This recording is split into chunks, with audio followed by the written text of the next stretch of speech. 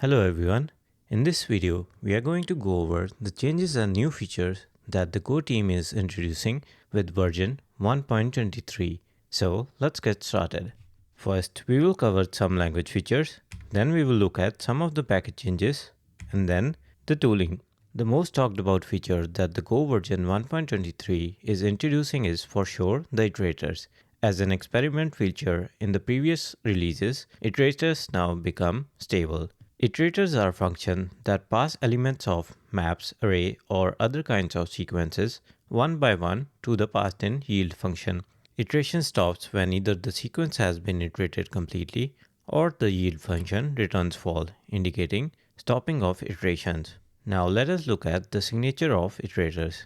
As you can see, iterator is a function which accepts a yield function with the signature, value, and returning a bool. It can also be a function which accepts a yield function with key and value, returning a bool. The bool value indicates if the iteration should continue or not. The iter package creates two new types from these two types. One is sequence, the other one is sequence2.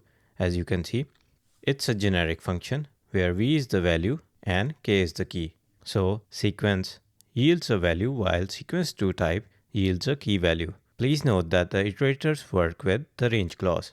The Go team has added multiple iterators in the slices and the maps package. Let us look at some. The slices package has all these iterators. The all iterator returns the iterator over a slice, indexes, and values, while values returns the iterator over the slice elements. Backward, as the name suggests, returns the iterator that loops over a slice backwards. Collect collects the value from an iterator into a new slice. There is sorted, that returns a sorted value, and so on. Now let us look at some map iterators. Similar to slices, it too has all function, which returns the iterator, which iterates over key value pairs from the map. Then we have keys, which return the iterator over the keys in the map. Similarly, values returns only the values in the map, whereas insert adds a key value pair from an iterator to existing map. Collect collects the key value pairs from the iterators into a new map and returns it. This can be a complex topic to understand, so let us look at some examples. This example is from the slices package, Go standard lib package. As you can see here, the all function returns a iterator, which is of type sequence2. So all takes a slice and returns a iterator of type sequence2. Inside it, we are returning a iterator, which is a function. So we are returning a closure function, which accepts another function yield, and then inside it, we range over the passed in slice and then check if yield returns true or false. If it returns false, we return and stop the iteration. So this here is basically an iterator. Now let us look at another iterator. This iterator is called backward, which takes a slice and again returns the iterator of type sequence2. Inside it, we do the similar thing as the first example, but when we loop over the slice, we are doing it backwards. That is, we are returning the slice backwards. So as you can see, you can create your own iterators. For example, an iterator that filters out values or such. Now the iterators we have seen till now are called push iterators because the values are being pushed to the yield function inside the iterator. There are times when the push operator with the range clause may not work for you. In that case, you can create a pull iterator using iter.pull. Iter is again a standard lib package which provides all the types and functionality for iterators. Let us now look at an example of a pull iterator. So as you can see, I have a slice of int values. Then using iter.pull, passing it some iterator, I can convert it into a pull iterator. As you can see, iter.pull will return two values. The first is the next function, which is used to pull the next value, and then the stop function, which stops the iteration. If the caller does not consume the sequence to completion, they must call the stop function, which allows the iterator function to finish and return. It is always good to call stop in a def statement to make sure that it is always called. So as you can see, now we can pull the values on our will using the next function and then iterate over it. Next will only return value when there is a value. If you reach the end of the sequence, OK will return false. That's all about iterators. I will post some links to some useful resources that you can use to go over iterators. Now let us talk about the time package. Go 1.23 significantly overhauled the time.timer and the time.ticker, addressing garbage collection and stop and reset behavior. So let's talk about the garbage collection.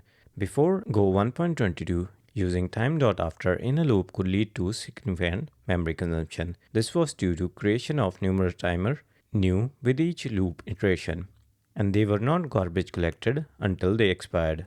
Go 1.23 introduces a major improvement by making the timers and tickers eligible for garbage collection immediately, even if they are not explicitly stopped, as long as they are no longer referenced by any program, so preventing memory leaks.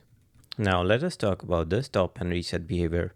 While creating a single timer and resetting it in a loop can reduce the memory allocation compared to using time after repeatedly, earlier versions of Go exhibited a unexpected behavior with the reset method.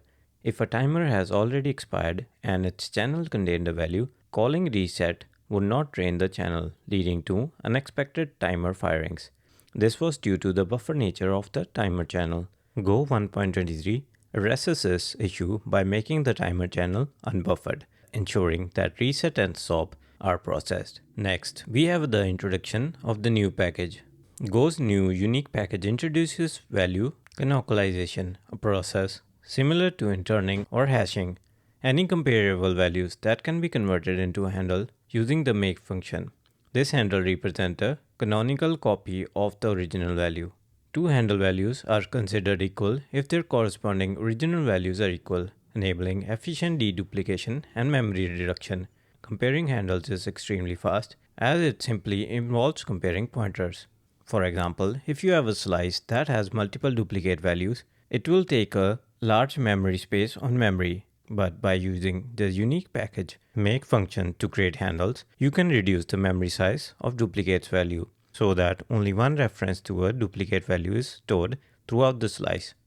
Some other package level improvements are error returned from driver.valuer implementations are now wrapped for improved error handling during operation like dbquery, dbexec, and dbqueryrow. The pattern used by servmux now allow one or more spaces or tabs after the method name. Previously, only a single space was permitted. The repeat function now returns a new slice that repeats the provided slice the given number of times. The map.clear method from the sync package deletes all entries resulting in an empty map similar to the clear function. Parse and parse location from the time package now return an error if the time zone offset is out of range. os.copyfs function copies all files and directory recursively with a single call. Now it's time to look at some of the commands and tooling changes.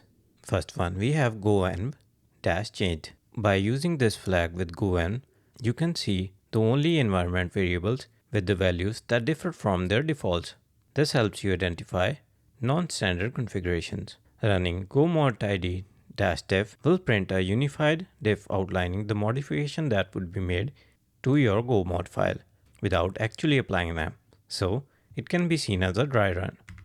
The new combination of -m and .json flag provide a more comprehensive JSON output for the go-list command. This includes go.mod and go.sum fields similar to output of go-mod download. This additional information offers a clear picture of dependency versions and checksum. Go 1.23 now allows you to define custom Go debug settings directly in your go-mod or go-work files using the go debug directive. This enables you to configure debugging settings specifically for your project or workspace. The go root_final environment variables is no longer functional and has been removed. The trace tool has been enhanced to handle incomplete or corrupted trace data more gracefully. It now attempts to salvage as much information as possible from broken traces, providing more comprehensive analysis even in the face of errors. The go-wet subcommand now includes standard version analyzer. The CGO tool has been expanded to offer more control over C-linking processes. The -ld flags flag can now be passed to CGO to directly specify flags for C-linker. This increased flexibility is automatically leveraged by Go command, simplifying the build process for Go code that interacts with the C code. The build time overhead to building with profile guided optimization has been reduced significantly with the compiler. Previously, large builds could see 100% plus build times increase from enabling PGO. In Go 1.23, overhead should be a single-digit percentage. That's it for this video. We looked at one of the bigger features introduced, which is iterators. They can be a little complex to understand, but if you go through example, it will all make sense in the end. Then we looked at multiple improvements made to the standard lib packages and the tooling. That's it for the lesson. I hope you enjoyed it. If you have any questions, please reach out through our Discord server or post a comment under the video. Until next time, happy coding.